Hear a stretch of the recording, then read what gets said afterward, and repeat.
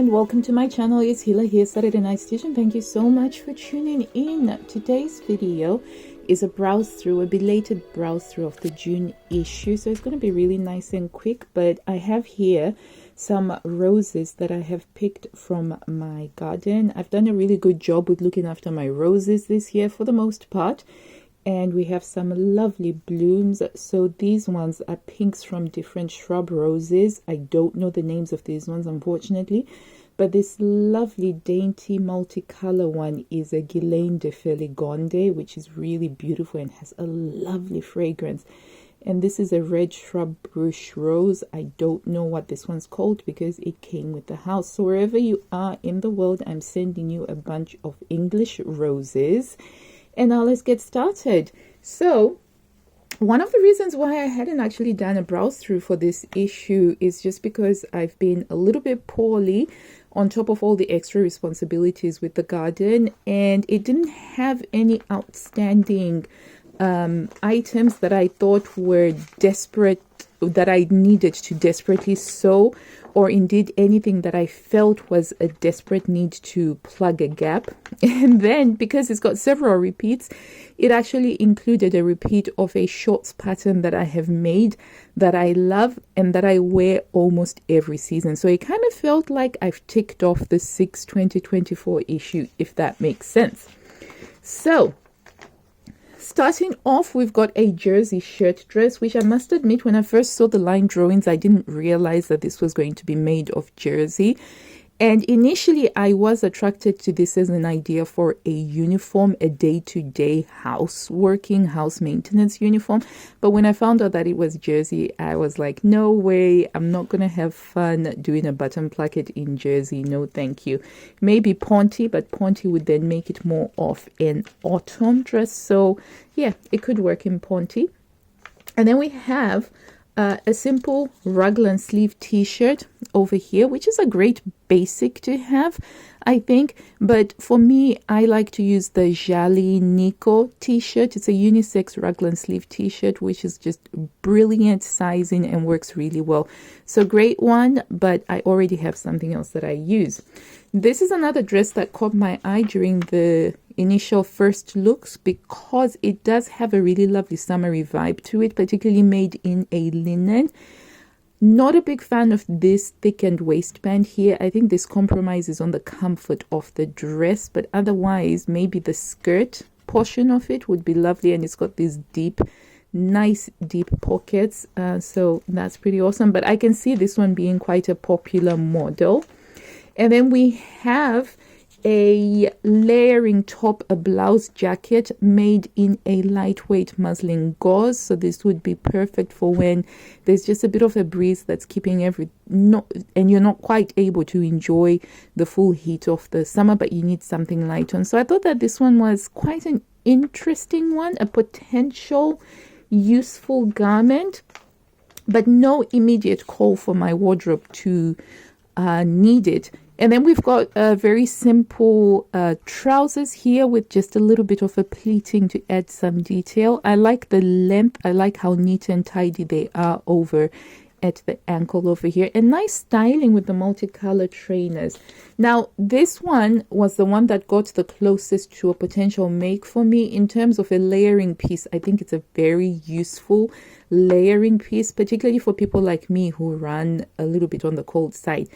But then I noticed something about it, which I hadn't picked up initially on the line drawings. But then I noticed that it's got this weird looking slitty vent over here. And I just thought, well, no. This just has to be a cuff so that you can easily roll it up like that. But apart from that, I think it's quite neat. I like the fabric that they have used. They've used a cotton poplin. And I think it works quite well. This entire section, I really liked it because it's quite pink. And pink is my favorite color, especially in summer. And then we have a mini dress, which is very 70s style. So shift dress all the way down. And then we've got the pleats at the bottom. Pleats, I'm a little bit... pleats, I think in summer they can be a bit challenging because you have to work so extra hard to maintain that nice sharp edge of the print. And then for the reader style pattern, we have this really fabulous flamboyant mini dress made in equally flamboyant fabric of purple and gold, so like these really bright royal colors. And it's a fabric that has a lot of structure. It's a cotton satin. That's interesting. But as you can see, the drama, it's such a dramatic garment, a little bit too short for my liking. But I like the neckline. I think that this is a nice classic neckline on there. And then we have the one-piece jumpsuit that makes me, oh my days, just imagining getting in and out of this. Can you imagine that? That is my biggest beefs with jumpsuits. And otherwise, I quite like the cutaway shoulders. That's a favorite styling of mine. But in the context of a jumpsuit, it's like, yeah. It's easier to achieve the same look just by having trousers and pants in the same colors. Trousers and tops in the same colors. And then we have the butterfly top, and that's the one that just has a semicircle over here, and then you stitch it down, and some shaping is added by the threading on there. Honestly, I've seen simpler patterns that achieve the same look without all of the excess of doing a drawstring and doing this etc thing. So for the simplicity, I think that it's quite a complex pattern. And then we have a wrap skirt, which I was attracted by, but I don't quite like the ruching. Personally, I prefer to go for things without the ruching, but it looks lovely on her. But I think it's more of a style for me, because I don't have that same elongation that most models do have. Ruching can be a little bit tricky on me. And then a nice change, we've got some men's trousers, which I was like, I definitely would love to try and make these for my husband. I've never done Burda trousers for my husband before, so that would be a fun one to try out. And then we've got the Grecian goddess look in an ombre glitter fabric over here. Separately, 10 out of 10 just for the overall look and feel of this particular photo shoot. I think that it's very stunning. It's very aspirational and really lovely. And it's great to get some inspiration sometimes just to enjoy looking at something, even if I know that this particular style doesn't work for me because it's got all of that ruching and all of the pleating. It's not necessarily for me, but I can appreciate the beauty. There's some artistic merit to this. And then we have the simple Burda top. At this time, we've got a V-neck, and it's quite cropped, and it's been made in a cotton poplin. Useful, I suppose, in summer. And we've got the men's trousers again, but this time they've been made in a stripy fabric, so it's not necessarily a different pattern. And then we have this top here, this bow collar blouse, which initially I was attracted to, but then it's got the drop shoulder, which for me it doesn't necessarily work as well. So I was like, oh, that would be lovely. But I do like the neatness of the collar and the covered button placket here. So I think I can see this one being quite popular, worn with leggings. So this is another variation of that dress that we saw before that had the big pockets. But unlike with the first one that was made in quite a structured fabric, this one is made in a more drapey, viscosy fabric. And you can see how lovely it is. It's got almost a floaty etherealness from it. But this is a great example of how just changing the fabric can change the essence of the garment, even though it's effectively the same pattern. So whereas before it was more casual, more structured, this one has got a more of an ethereal, floaty look to it just by using that. And also the floaty etherealness is enhanced by using this ombre fabric that doesn't have a sharp delineation between the different colors, but it's a very gentle change from the dark to the light. So lovely. I like it when they do similar patterns but use completely different fabrics to show how a pattern can work to create a different essence. And I think that was a great example of that. And then the other thing that actually did catch my eye was this lovely little cropped jacket. And if it had more shaping, I definitely would have tried to make this. I like the detail of the lovely little curved curve over cuff, the lovely little curved cuff over here, and the neat and tidy neckline and the neat and tidy shoulders. So lovely details. Can't wait to see what people in the Burda community do with this one. And then over here we've got these trousers that have an asymmetrical fold, so it's a little bit like these harem pants that have the dropped crotch, and then you have a tie detail over there, neat tidy tapering at the ankle over here. And we've got the line drawings. We just skip over the line drawings and the instructions, and we'll come over to the man's shirt pattern with a mandarin collar and a neat little placket. And it looks like it was made in a seersucker. This looks like a bit of a seersucker fabric here. And hang on, I just noticed, I think that he's wearing glasses that don't actually have the glass. It's like just the rims are on, and that would be because the light shouldn't reflect off of it, but it's, yeah, anyway, it's quite funny. All right, and then over here, oh, I did like these trousers because I thought that these trousers fit very well into the soft gamine. So high-waisted, tapered in at the waist, and then they taper in at the ankle, and they've got hip yoke pockets, which I think is quite lovely. Nice detailing of adding a grosgrain ribbon just to add that segmentation at the waist. So these ones were, you know, was something that definitely did catch my eye, but I tend not to wear as many trousers in summer, so that could possibly be a winter make.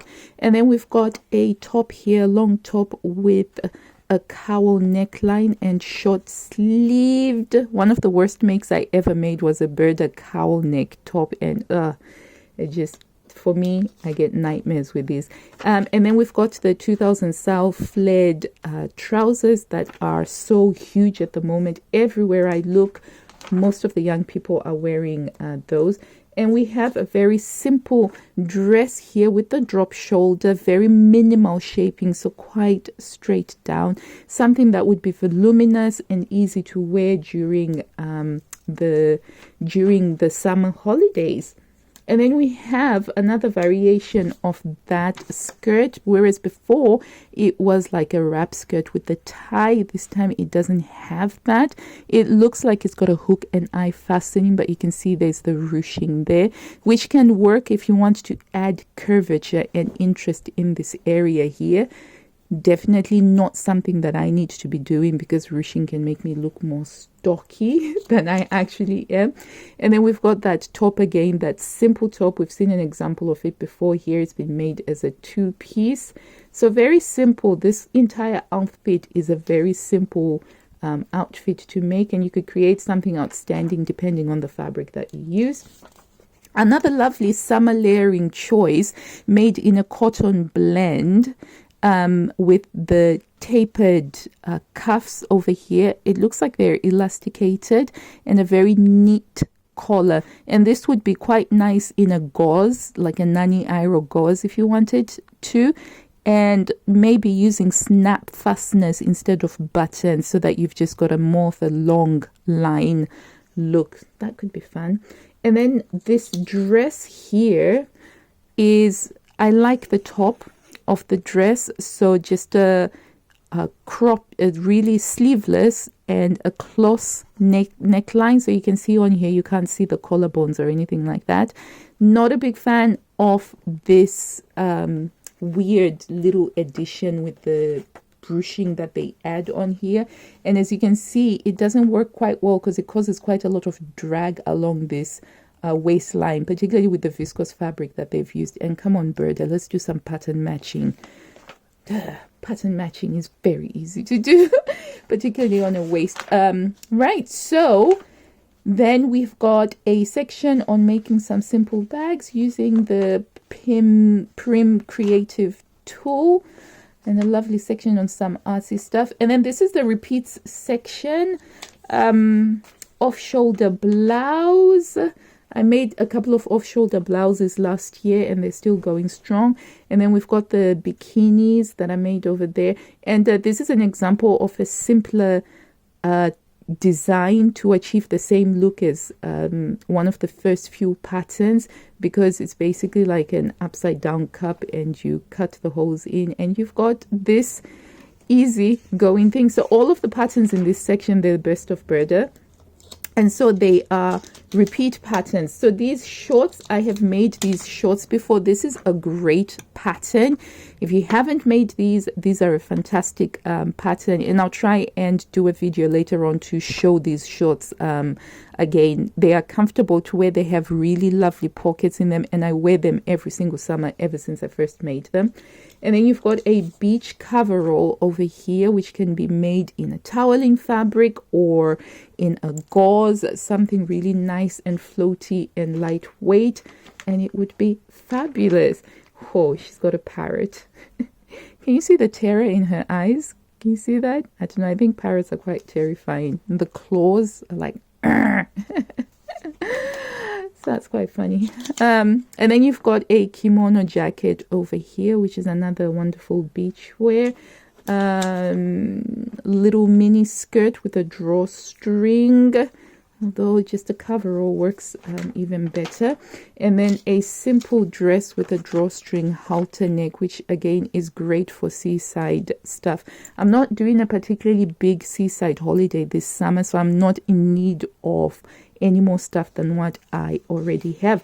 So that's it. As promised, a super quick browse through because there wasn't anything that stuck out to me as I must make this. A few really interesting soft gamine principled trousers, which I might come back to in the winter, because that's when I tend to wear more trousers in autumn and winter. So that's it. Let me know if you've made anything from this issue in the comments box down below, or if you're going to be making anything from this issue. And I'll see you in the next video where I do the Burda July browse through, and we'll see what we have there. Until I see you next time, bye. Happy sewing.